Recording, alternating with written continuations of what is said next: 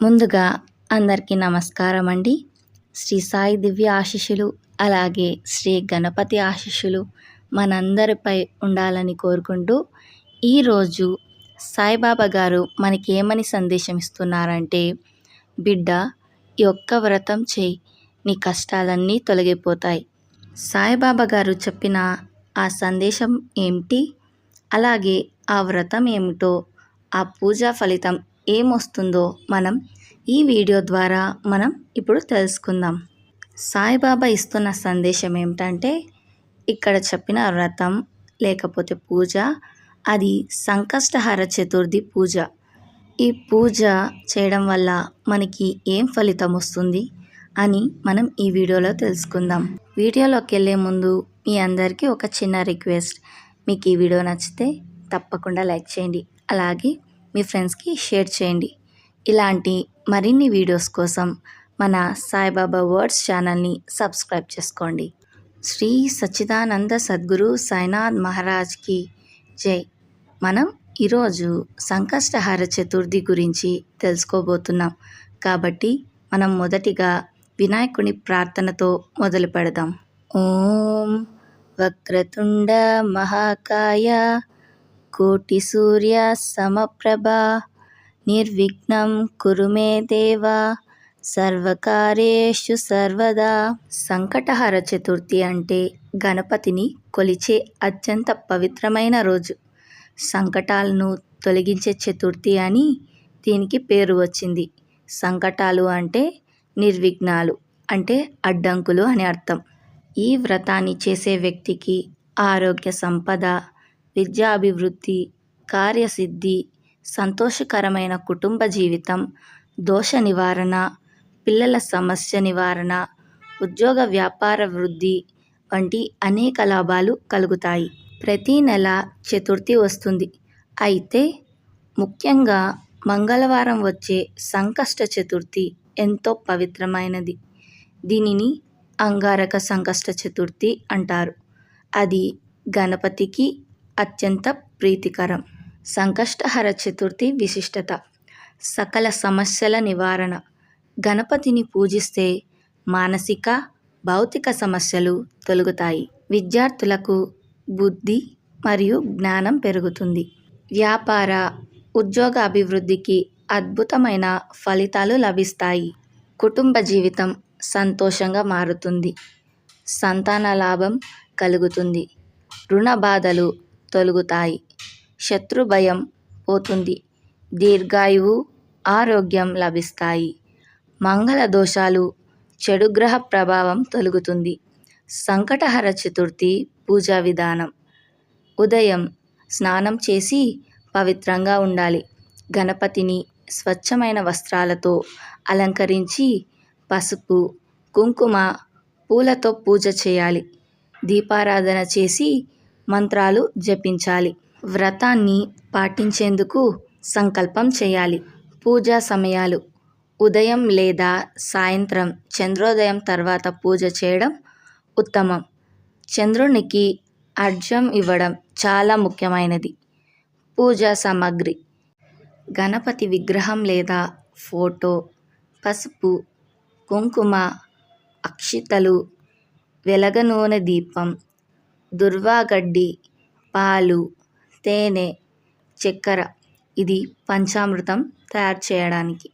ప్రసాదం: లడ్డు, మోదకాలు, కొబ్బరి బెల్లం ఇలా పెట్టచ్చు. పండ్లు, పూలు, ధూపదీపాలు. సంకటహర చతుర్థి వ్రత కథ: ప్రతి వ్రతంలో కథలు అనేది చాలా ముఖ్యం. ఇది వినడం వల్ల మనకి పూజా ఫలితం అయితే మనకి సంపూర్ణంగా వస్తుంది. ఇక మనం సంకటహర చతుర్థి వ్రత కథలోకి వెళ్దాం. ఒకానొక రాజు గణపతి కృపతో సంతానాన్ని పొందిన కథ. పూర్వంలో ఒక రాజు చాలా ధనవంతుడు, శక్తివంతుడు. కానీ అతనికి ఒక బాధ ఉండేది. అతనికి పిల్లలు లేరు. రోజు చాలామంది ఋషులను, పండితులను సంప్రదించాడు. వాళ్ళందరూ కొన్ని పూజలు చేయమని చెప్పినా ఫలితం రాలేదు. ఒకరోజు మహర్షి నారదుడు రాజును చూసి, సంకష్టహర చతుర్థి రోజున గణపతిని భక్తితో పూజించమని చెప్పాడు. రాజు అతని రాణి కలిసి ఈ వ్రతాన్ని ఆచరించారు. గణపతిని పూజించి ఉపవాసం చేశారు.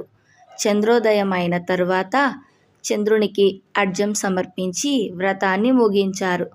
కొన్నాళ్లకు రాజు రాణికి గర్భం దాల్చి తాను ఎప్పటి నుంచో కోరుతున్న సంతానం కలిగింది. ఈ కథ ద్వారా సంకష్టహర చతుర్థి వ్రతాన్ని భక్తి శ్రద్ధలతో చేస్తే ఏ సంకటమైనా తొలగిపోతుంది, కోరికలు నెరవేరుతాయి అని తెలుస్తుంది. అంగారక సంకష్టహర చతుర్థి విశిష్టత. మంగళవారం వచ్చే సంకష్టహర చతుర్థిని అంగారక చతుర్థి అంటారు. అది అత్యంత శక్తివంతమైన చతుర్థి. ఈరోజు గణపతి పూజ చేస్తే ఆరోగ్య సమస్యలు, గ్రహదోష సమస్యలు తొలగిపోతాయి. కుటుంబ శాంతి, ఉద్యోగ వ్యాపార అభివృద్ధి కలుగుతుంది. ఈరోజు గణపతి హోమం చేస్తే అత్యంత శ్రేయస్కరం. మంగళవారం చతుర్థి వచ్చిన రోజు సంకష్టహర చతుర్థి వ్రతాన్ని చేసిన వారికి 21 సంకష్టహర చతుర్థి వ్రతాన్ని చేసినంత పుణ్యఫలమైతే మనకి వస్తుంది. వ్రతాన్ని పాటించేటప్పుడు పాటించాల్సిన నియమాలు. మొదటవది ఉపవాసం చేయడం. ఈరోజు భక్తులు పగటంతా ఉపవాసం ఉండి చంద్రోదయం తర్వాత మాత్రమే భోజనం చేస్తారు. రెండవది గణపతికి నైవేద్యం సమర్పించడం. మోదకాలు, నువ్వులు పొంగలి, లడ్డు, కొబ్బరి బెల్లం ప్రసాదంగా సమర్పించాలి. మూడవది వినాయక భజనలు పాడడం. నాలుగవది చంద్రునికి అర్ఘ్యం ఇవ్వడం. రాత్రి చంద్రోదయం అయిన తర్వాత చంద్రునికి నీరు సమర్పించి ప్రణామం చేయాలి. ఐదవది వ్రతకథ వినడం లేదా చదవడం. ఆరవది పూజ అనంతరం అన్నదానం చేయడం. ఇది చాలా ముఖ్యమైనది. సంకష్టహర చతుర్థి ఒక పవిత్రమైన రోజు. ఈరోజు గణపతిని పూజించి ఉపవాసం ఉంటే జీవితంలోని ప్రతి సంకటమును తొలగిపోతుందని శాస్త్రాలు చెబుతున్నాయి. ఓం గం గణపతయే నమః. ఓం వక్రతుండ మహాకాయ సూర్యకోటి సమప్రభ నిర్విఘ్నం కురు మే దేవ సర్వకార్యేషు సర్వదా.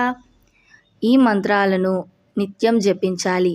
గణపతిని భక్తితో పూజిస్తే అన్ని కష్టాలు తొలగిపోతాయి. ఆ శ్లోకానికి ఇప్పుడు మనం అర్థం తెలుసుకుందాం. వక్రతుండ మహాకాయ అంటే వంకర తొండం కలిగిన, అలాగే పెద్ద శరీరాన్ని కలిగిన వాడా అని అర్థం. సూర్యకోటి సమప్రభ అంటే కోటి సూర్యుల వెలుగు కలిగిన వాడా అని అర్థం. నిర్విఘ్నం కురుమే దేవ అంటే విఘ్నాలు రాకుండా ఆ విఘ్నాలను హరికట్టేవాడా అని అర్థం.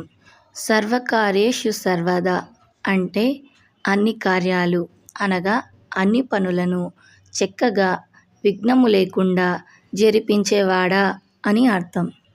విన్నారుగా, సాయిబాబా గారు ఏ వ్రతాన్ని లేదా ఏ పూజని చేస్తే మన విఘ్నాలు, కష్టాలు అన్నీ తొలగిపోతాయో, మనం కోరుకున్న కోరికలు అన్నీ నెరవేరుతాయో ఆ పూజని మనతో చెప్పారు. అందరూ ఈ వ్రతంలో లేదా ఈ పూజలో పాల్గొంటారని నేను తప్పకుండా ఆశిస్తున్నాను.